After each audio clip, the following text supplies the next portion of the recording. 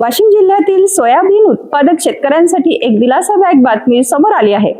काही दिवसांपूर्वी घसरलेले सोयाबीनचे बाजारभाव आता पुन्हा वाढू लागले आहेत। नेमके किती वाढलेत दर, या तेजीमागचे कारण काय आणि पुढील काळात बाजाराची दिशा कशी असू शकते, जाणून घेऊया या विशेष रिपोर्टमधून। वाशिम जिल्ह्यातील कृषी उत्पन्न बाजार समित्यांमध्ये सोयाबीनच्या दरात पुन्हा तेजीचे संकेत दिसत आहेत।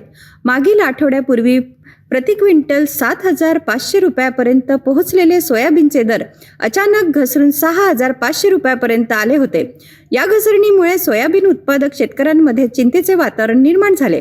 मात्र गेल्या 3 दिवसापासून जिल्ह्यात झालेल्या समाधानकारक पावसामुळे खरीप हंगामाला वेग आला आहे। शेतकऱ्यांमध्ये नव्याने उत्साह निर्माण झाला असून बाजारातील वातावरणातही सकारात्मक निर्माण झाले आहे। या सकारात्मक वातावरणाचा परिणाम आता सोयाबीनच्या बाजारभावावरही दिसून येत आहे। जिल्ह्यातील विविध कृषी उत्पन्न बाजार समित्यांमध्ये सध्या सोयाबीनला प्रति क्विंटल जवळपास 7,000 रुपयापर्यंत दर मिळत आहे। दरात झालेल्या या सुधारणेमुळे सोयाबीन उत्पादक शेतकऱ्यांना काहीसा दिलासा मिळाला आहे। आगामी काळात पावसाची स्थिती आणि बाजारातील मागणी यावर सोयाबीनच्या दराची पुढील दिशा अवलंबून राहणार असल्याचे बाजार अभ्यासकाचे मत आहे।